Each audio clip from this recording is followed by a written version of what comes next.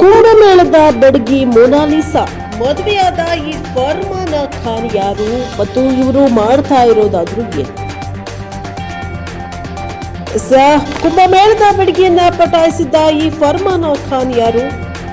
ಮಹಾಕುಂಭಮೇಳದ ಸಮಯದಲ್ಲಿ ವೈರಲ್ ಆಗಿ ಕುಂಭಮೇಳದ ಹುಡುಗಿ ಎಂದೇ ಫೇಮಸ್ ಆಗಿದ್ದ ಮೊನಾಲಿಸಾ ಈಗ ಪೋಷಕರ ವಿರೋಧದ ನಡುವೆಯೂ ಕೂಡ ಮುಸ್ಲಿಂ ಯುವಕರನ್ನ ಮದುವೆಯಾಗಿದ್ದಾಳಂತೆ. ಇಂಥದ್ದೊಂದು ಸುದ್ದಿ ಇಂಟರ್ನೆಟ್ನಲ್ಲಿ ದೊಡ್ಡ ಚರ್ಚೆಯ ವಿಷಯವಾಗಿ ಈಗ ಟ್ರೆಂಡಿಂಗ್ ನಲ್ಲಿರೋದು ಗೊತ್ತಾಯಿತು. ಹೀಗಿರುವಾಗ ಸಾಮಾಜಿಕ ಜಾಲತಾಣದಲ್ಲಿ ಮೊನಾಲಿಸಾ ಮುಸ್ಲಿಂ ಯುವಕರನ್ನ ಮದುವೆಯಾಗದ ವಿಚಾರವೇ ದೊಡ್ಡ ಚರ್ಚೆಗೆ ಕಾರಣವಾಗಿದೆ. ಈಗ ಮೊನಾಲಿಸಾ ಕೇರಳದ ಅರುಮನ್ನೂರ್ನ ನಯನಾರ್ ದೇವಾಲಯದಲ್ಲಿ ನಿನ್ನೆಯಷ್ಟೇ ಅಂದ್ರೆ ಮಾರ್ಚ್ 11ರಂದು ಫರ್ಮಾನ ಖಾನ್ ಅವರನ್ನ ತಮ್ಮ ಕುಟುಂಬದ ತೀವ್ರ ವಿರೋಧದ ನಡುವೆ ಕೂಡ ಮದುವೆಯಾಗಿದ್ದಾರೆ. ಹಾಗಿದ್ರೆ ಮೊನಾಲಿಸಾ ಮದುವೆಯಾದ ಫರ್ಮಾನ ಖಾನ್ ಯಾರು? ಆತ ಮಾಡ್ತಾ ಇರೋದಾದ್ರೂ ಏನು? ಆತನ ಊರು ಯಾವುದು ಎಂಬ ಪ್ರಶ್ನೆಗೆ ಇಲ್ಲಿದೆ ಉತ್ತರ. ಈ ಫರ್ಮಾನ ಖಾನ್ ಮೂಲತಃ ಉತ್ತರ ಪ್ರದೇಶದ ಬಾಗಪತ್ ನಿವಾಸಿಯಾಗಿದ್ದಾನೆ.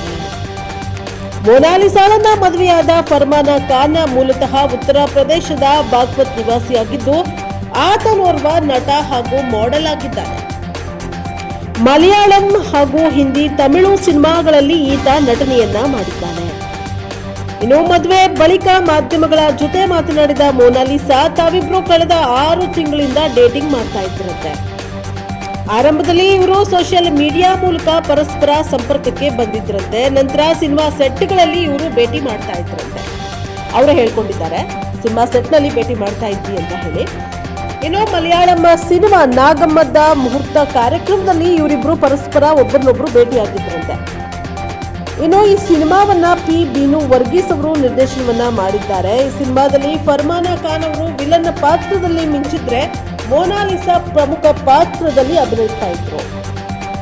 ಇನ್ನು ಇವರು ಪೊಲೀಸ್ ಅಧಿಕಾರಿಗಳ ಪ್ರಕಾರ ಮೊನಾಲಿಸಾ ಹಾಗೂ ಫರ್ಮಾನ ಖಾನ್ ತಾವು ನಟಿಸ್ತಾ ಇರುವ ಸಿನಿಮಾ ತಂಡದ ಜೊತೆಗೆ ಪೊಲೀಸ್ ಸ್ಟೇಷನ್ಗೆ ಹೋಗಿದ್ದಾರೆ. ಇನ್ನು ತನ್ನ ಕುಟುಂಬದವರು ವಿರೋಧ ಮಾಡ್ತಾ ಇದ್ದಾರೆ. ನಾನು ಫರ್ಮಾನ ಖಾನ್ ಅವರನ್ನೇ ಮದುವೆ ಆಗ್ತಾ ಇರೋದಾಗಿ ಮತ್ತು ಆತನ ಜೊತೆಗೇ ವಾಸ ಮಾಡ್ತೀನಿ ಅಂತ ಹೇಳಿದ್ದಾರೆ ಮೊನಾಲಿಸಾ ಅವರು. ಅವರು ಹೇಳಿರೋ ವರದಿ ಕೂಡ ಬಂದಿದೆ. ತಾನು ಈಗ ಮೇಜರ್ ಆಗಿದ್ದೀನಿ, ಅಂದ್ರೆ ಪ್ರಬುದ್ಧ ವಯಸ್ಕಳಾಗಿದ್ದೀನಿ. ನನ್ನಿಷ್ಟದ ಆಯ್ಕೆಯಂತೆ ನಾನು ಬದುಕ್ತೇನೆ. ನಾನು ಯಾವ ಕಾರಣಕ್ಕೂ ತನ್ನ ತಂದೆಯ ಜೊತೆಗೆ ಹೋಗೋದಿಲ್ಲ. ನಾನು ನನ್ನ ಗೆಳೆಯನನ್ನೇ ಮದುವೆ ಆಗೋದಾಗಿ ಮೊನಾಲಿಸಾ ಅವರು ಹೇಳಿಕೆಯನ್ನ ನೀಡಿದ್ದಾರೆ. ಅವರು ಮೇಜರ್ ಆಗಿದ್ದಾರಂತೆ, ಹೀಗಾಗಿ ತಂದೆ ಜೊತೆ ಅವರು ಹೋಗೋದಿಲ್ವಂತೆ. ಏನೋ ಇವರ ಈ ಮದುವೆಗೆ ಕೇರಳದ ಹಲವು ರಾಜಕಾರಣಿಗಳು ಕೂಡ ಭಾಗವಹಿಸಿದ್ರು. ವಿ ಶಿವನ್ಕುಟ್ಟಿ ಆಗಿರ್ಬೋದು, ಎಂ.ವಿ. ಗೋವಿಂದನ್ ಹಾಗೂ ಎ ರಹೀಂ ಕೂಡ ಅಲ್ಲಿ ಸೇರಿದ್ರಂತೆ. ಇನ್ನು ಆ ಸ್ಥಳದಲ್ಲೇ ರಹೀಂ ಅವರು ಈ ವಿವಾಹದ ಬಗ್ಗೆ ಮಾತಾಡಿದ್ದಾರೆ. ಕೇರಳದ ಸಾಮಾಜಿಕ ಸ್ವಾಮರಸ್ಯವನ್ನ ಈ ವಿವಾಹ ಪ್ರತಿಬಿಂಬಿಸ್ತಾ ಇದೆಯಂತೆ ಮತ್ತು ವಿಭಿನ್ನ ಧರ್ಮಗಳ ವ್ಯಕ್ತಿಗಳು ಮದುವೆಯಾಗಲು ಅವಕಾಶ ನೀಡುವ ಸಾಂವಿಧಾನಿಕ ಹಕ್ಕುಗಳನ್ನ ಸೂಚಿಸ್ತಾ ಇದೆ ಅಂತೆ ಈ ಮದುವೆ. ರಹೀಂ ಅವರು ಹೇಳಿದ್ದಾರೆ, ಸಂವಿಧಾನದ ವಿವಿಧ ಧರ್ಮಗಳು ಜನರ ಪರಸ್ಪರ ಮದುವೆಯಾಗಲು ಅವಕಾಶವನ್ನ ನೀಡುತ್ತಂತೆ. ಹೀಗಾಗಿ ಇವರಿಬ್ರು ಪರಸ್ಪರ ಮದುವೆಯಾಗಿದ್ದಾರಂತೆ. ದಂಪತಿಗಳ ಸಂಭ್ರಮದಲ್ಲಿ ನಾವು ಭಾಗಿಯಾಗಲು ಬಂದಿದ್ದೇವೆ ಅಂತ ಹೇಳಿ ರಹೀಂ ಅವರು ಹೇಳಿದ್ದಾರೆ. ಅವರು ಒಬ್ಬ ಸ್ಥಳೀಯ ರಾಜಕಾರಣಿಯಾಗಿದ್ದಾರೆ. ಇನ್ನು ಈ ಮೊನಾಲಿಸಾ 2025ರ ಉತ್ತರ ಪ್ರದೇಶದಲ್ಲಿ ನಡೆದ ಮಹಾಕುಂಭಮೇಳದಲ್ಲಿ ಮೊನಾಲಿಸಾ ಅವರು ಮೊದಲು ದೇಶದ ಗಮನವನ್ನ ಸೆಳೆದಿದ್ರು. ಅವರು ಅಲ್ಲಿ ರುದ್ರಾಕ್ಷಿ ಮಾಲೆಗಳನ್ನ ಮಾರಾಟ ಮಾಡ್ತಾ ಇದ್ರು. ಸೋಷಿಯಲ್ ಮೀಡಿಯಾ ಇನ್ಫ್ಲೂಯೆನ್ಸರ್ಗಳು ಮಾಡಿದ ಈಕೆಯ ವಿಡಿಯೋದಿಂದ ಈಕೆ ದೇಶಾದ್ಯಂತ ಭಾರಿ ಫೇಮಸ್ ಆಗಿದ್ರು.